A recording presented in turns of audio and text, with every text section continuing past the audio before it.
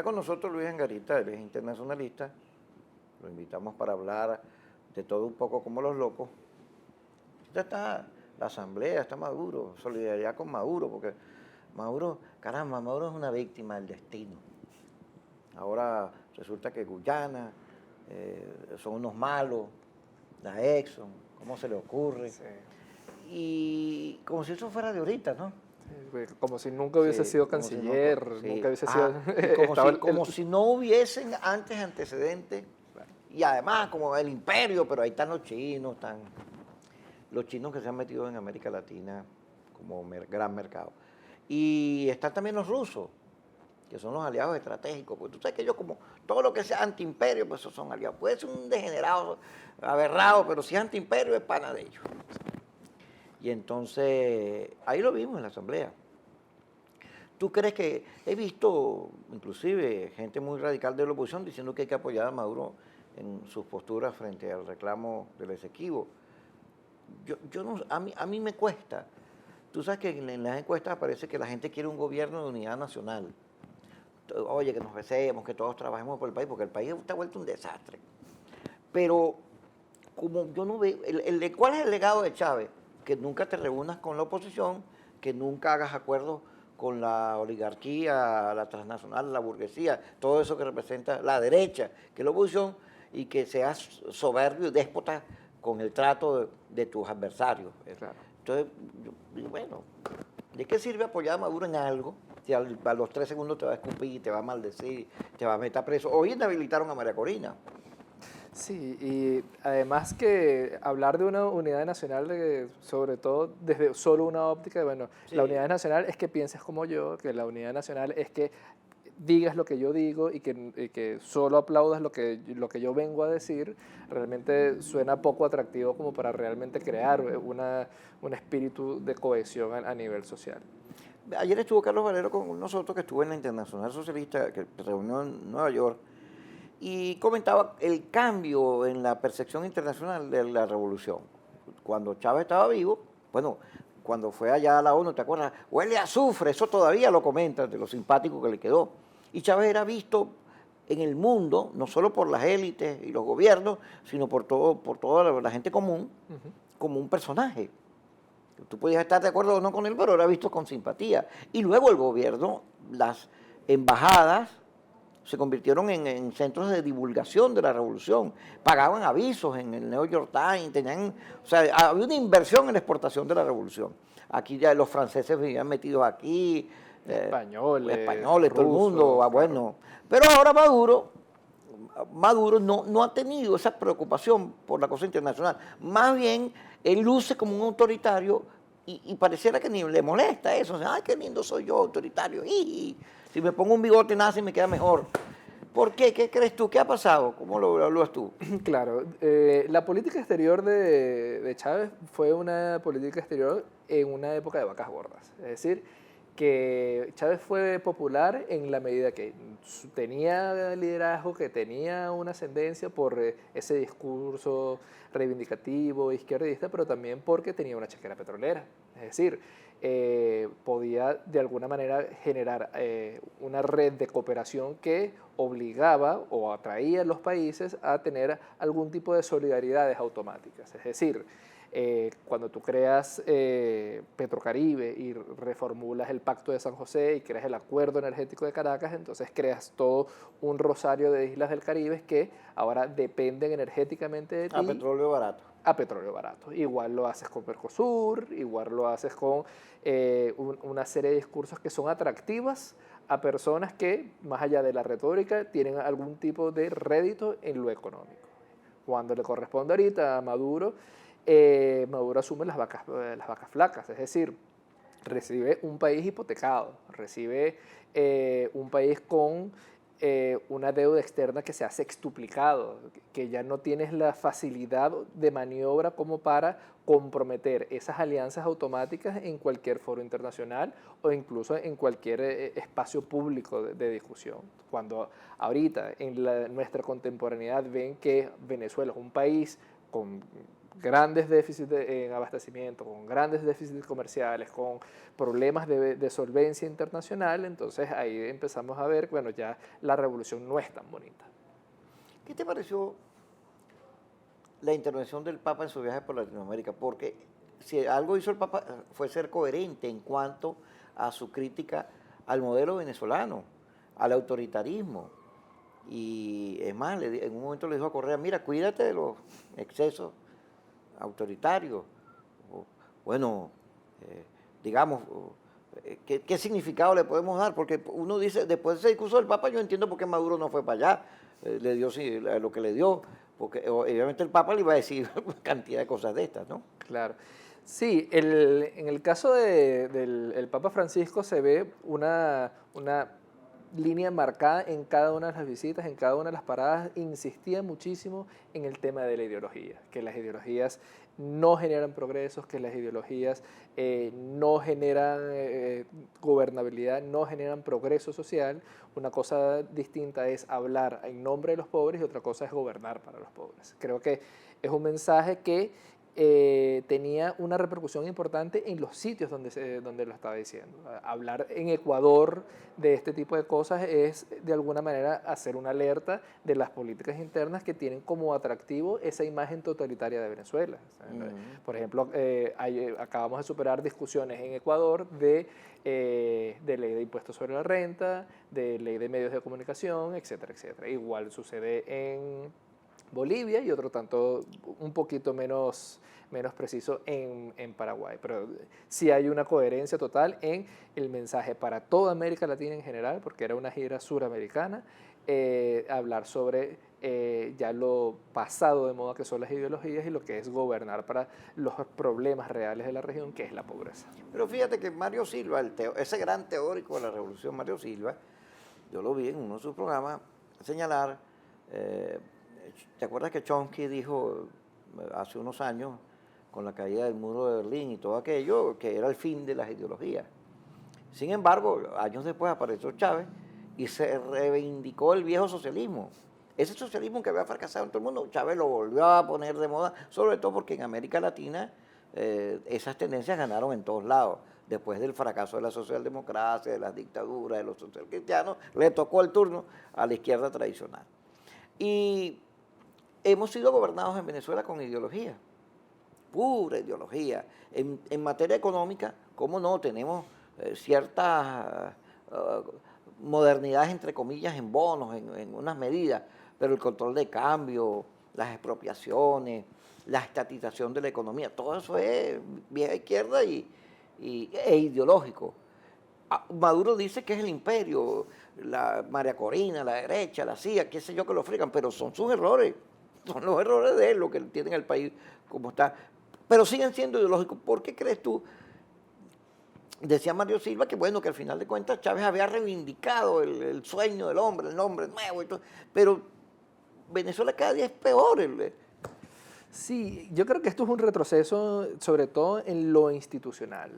La importancia de la ideología o la presencia de la ideología tiene que ver con las políticas públicas. Hoy en día vemos que las políticas públicas cada día más tratan de generar un clima de estabilidad, un clima de previsibilidad y de facilitación de las cosas. Es decir, no en balde vemos que creamos unos objetivos del milenio. Y los objetivos del milenio es porque independientemente del color que tú te pongas, al final del día tú tienes que resolver problemas como la pobreza, acceso al agua, igualdad de género, salud materno-infantil, etcétera, etcétera, etcétera. Independientemente de la ideología. Y por eso el tema de las ideologías están pasadas de moda porque siempre el objeto es tratar de alcanzar siempre un bienestar social. Bien sea en materia de salud, bien sea en materia de educación. Y las formas como se definen las políticas públicas pueden dirimir algún tipo de conflictos en la ideología, pero para eso están las elecciones. Y el problema de la democracia y profundizar la democracia es importante para América Latina. En el caso de Venezuela vemos que el tema democrático tiene una mora, no solo por el ejercicio, porque hemos venido votando en yo no sé cuántas elecciones en los últimos 16 años, sino la importancia de que como cultura democrática hayan instituciones, que haya estados de derecho, que haya reglas claras de juego, que se permita lo que es la propiedad privada, el deseo de progresar de toda la sociedad. Ahora, fíjate, volviendo al tema de la imagen de Maduro, y que además es tu tema, sobre, durante la llamada, la salida, eso fue acompañado con el SOS Venezuela. Y Miguel Cabrera, que había manifestado simpatía por el diablo, es decir, por esta gente, fue insultado. Porque todo el que se atrevió. Bueno, pero ya apareció Madonna, todo el mundo, eso coincidió con la crisis de Ucrania y entonces todo el mundo vaya apostando a la democracia en Venezuela. Pero el comportamiento de Maduro frente a esa crisis fue, primero, meter preso a todos los estudiantes, caerles a plomo, ahí hay unos cuantos muertos grabados, como el de Últimas Noticias, el caso de Tamón Calzadilla, grabado que fue la policía. Bueno, el caso del Táchira, más recientemente, el muchacho que mataron. Entonces, pero Maduro frente a eso no tuvo el cuidado de Chávez de por lo menos montar una investigación, parapeto. A Chávez no se le puede decir, a pesar del autoritarismo, no se puede decir que es un gorila, pero a Maduro sí se le puede decir que tiene una altísima dosis de autoritarismo, a pesar de que él es civil, el otro es militar, este es civil, y este es más. Yo creo que tiene mucho que ver todo esto de Maduro con la presión de Diosdado, por el legado de Chávez, la crisis interna que él tiene. Yo creo que Maduro es mucho más político de lo que aparece, pero él es víctima de la crisis esa ideológica, en la que anda envuelta, del laberinto ideológico. Ahora, lo que estamos viendo es que ellos, lo más probable es que pierdan la Asamblea Nacional, o sea, todas las encuestas. Si las encuestas antes no se equivocaron cuando daban ganador a Chávez, ahora no se van a equivocar dando perdedor a Maduro, ¿no? Claro.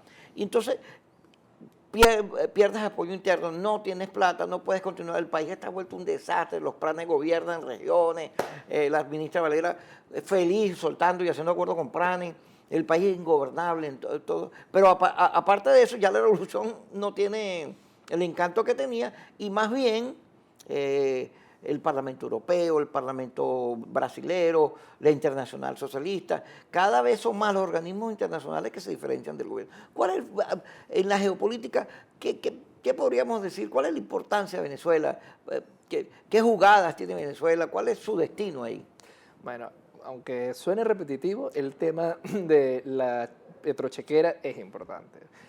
Una cosa es gobernar la abundancia y otra cosa es gobernar la escasez. Cuando sucedió en el 2014 todavía había algún tipo de crédito de lo que había hecho Chávez y vimos ese episodio muy difícil de María Corina en la OEA, en donde la diplomacia jugó mucho y gracias a ese dominio de todos los países del Caribe, no permitieron a María Corina ejercer el derecho de palabra en el puesto que le cedió Panamá, y por eso le inhabilitaron. Y por eso le inhabilitaron y todo ese asunto. Por eso, porque todavía Venezuela podía presionar a las islas del Caribe de voten conmigo o ya no hay petróleo barato. Hoy en día a Maduro se le ha pasado la mano. Yo no creo que tenga tal astucia si hay un problema de gobernabilidad interno, pero creo que por la escasez de recursos, Chávez evidentemente tenía más recursos de lo que hoy tiene Maduro, muy probablemente esa escasez es la que le ha obligado a generar acciones muy, muy altivas y muy desesperadas. Yo creo que el acto que más le ha costado políticamente y diplomáticamente a Maduro ha sido haber puesto preso a Antonio Ledesma. ¿Y no a Leopoldo? No tanto a Leopoldo, porque ahí hay una diferencia importante. Una cosa es ser líder de la oposición, otra cosa es ser un alcalde electo. Y vemos que la repercusión fue inmediata porque de UNASUR salió la preocupación de hay que visitar a Venezuela. Hubo un movimiento diplomático, Venezuela retrasó esa visita y al final se confundió con la observación internacional y la democracia, pero lo que motivó fue haber puesto preso a Antonio Ledesma. Todavía este fin de semana vemos que una asociación de 3.700 alcaldes está pidiendo que suelten a Antonio Ledesma. Digamos que en el caso de Leopoldo también hay un acto voluntario de Leopoldo de entregarse para facilitar todo el proceso de investigación y eso queda un poco más difuso para la opinión internacional. El cambio del caso de Antonio Ledesma es prácticamente un secuestro de su oficina y eso es un video que recorrió el mundo. Volviendo al tema Guyana, el gobierno dice que va a ir a todos los organismos internacionales a denunciar la situación que se está planteando allí con Exxon y la pérdida de nuestro territorio. Va a ir a las mismas instancias que ha aborrecido, que ha escupido, de la cual ha hablado mal, que no le ha parado a ninguno de los pronunciamientos que se han hecho. ¿Qué sentido tiene eso? Claro, ahí lo importante es que cómo uno puede ponderar lo que es lo que es un reclamo y lo que es acudir a las instancias internacionales y el tiempo que lleva cada uno de estos a lo que es un acto político interno justificado por una elección, por un escenario electoral. La cosa es que haya todo un proceso diplomático de ejercer un reclamo, de acudir a las instancias, de acudir a zonas de apelación. Hoy vemos que la respuesta de Guyana es, bueno, nosotros no queremos una mediación de las Naciones Unidas, nosotros queremos dirimir esto en la Corte Internacional de Justicia, quien administra todo lo que es el derecho del mar y todo lo que todas las que son delimitaciones y reclamaciones, porque eso sí es un poco más vinculante. Lo de Naciones Unidas no. No es. Entonces, al final del día... No, además, Guyana le ha ido muy bien en esas instancias. Sí, y ahí vemos que ya la alianza del Caribe ya no es tan perfecta, porque vemos que CARICOM inclina la balanza más hacia Guyana que a Venezuela. Ya el petróleo barato ya no es una herramienta tan perfecta. Para meternos en asuntos internacionales. Fíjate, en la reunión iberoamericana de Panamá, Venezuela le vendió aquí, a través de su dictadura mediática, término inventado por ellos mismos, pero que les cuadra tan perfecto. Ellos vinieron aquí que ellos triunfaron allá, que ellos fueron y hicieron retroceder el imperio. Y eso les 2 o 3 puntos en una encuesta. Vaya, porque Venezuela era una víctima. La verdad es que el tema venezolano no fue el protagonista de la cumbre, fue Cuba. Y Cuba, yo escuché una intervención de Daniel Ortega celebrando a Obama por la apertura, por salir del bloqueo, por todo lo que eso implica. Y hay una postura de Obama frente a Cuba que le ha permitido no solo restablecer relaciones, avanzar hasta con la entrega de Guantánamo, todo eso. Y mientras esa es la política de Cuba, que es, digamos, el eje del socialismo del siglo XXI en Latinoamérica, Venezuela no solo fue acusado como enemigo público número 1, porque parece que en Andorra y en Suiza descubrieron unos dineros escondidos en instituciones venezolanas, unos dineros de los árabes y de todo ese mundo un poco oscuro que se mueve a punta de atentados y bromas de esas. Lo cierto es que Diosdado fue y se reunió en Haití con Chano. Aquí había aparecido, Manuel Malaver publicó un extracto o una versión de la reunión de Chano con Maduro, en la cual Chano es un acusado de Diosdado de ser el jefe del narcotráfico en el mundo. Y Diosdado se habló inmediatamente que a Leopoldo lo iban a sacar, de que venían unos acuerdos, ¿cómo ves tú eso? Porque aparte de la prédica antiimperialista, pareciera que el gobierno está claro que esa calificación de enemigo no es muy conveniente y que hay que quitársela encima, sobre todo porque los cubanos le están diciendo cada rato, mira, vale, nosotros vamos para allá y tú vas para allá. Sí, creo que el tema de Diosdado es un tema muy complicado porque uno ve los conflictos internos, ve algunos pragmatismos, pero también ve algunos dogmatismos y esa lucha interna uno lo pudo ver en las primarias del PSUV. Creo que para las cámaras, para el exterior, tienen que mostrarse siempre unidos y siempre esa militancia partidista de trabajar juntos, y creo que el que haya ido Diosdado tiene que ver mucho con esa unidad interna y con ese equilibrio de poderes internos. La necesidad de acercarse a Estados Unidos la tienen, y mucho más pragmático es que financieramente la única entrada líquida de dinero que tiene en estos momentos Venezuela de dólares es a través de Estados Unidos, que es el único que paga en cash lo que son las exportaciones petroleras. Entonces, Estados Unidos podrá servir para la retórica, para acusar al imperialismo, para acusar al capitalismo, para acusar a cualquier entelequia, pero en términos reales, alejarse de Estados Unidos no es un buen negocio para Venezuela en estos momentos.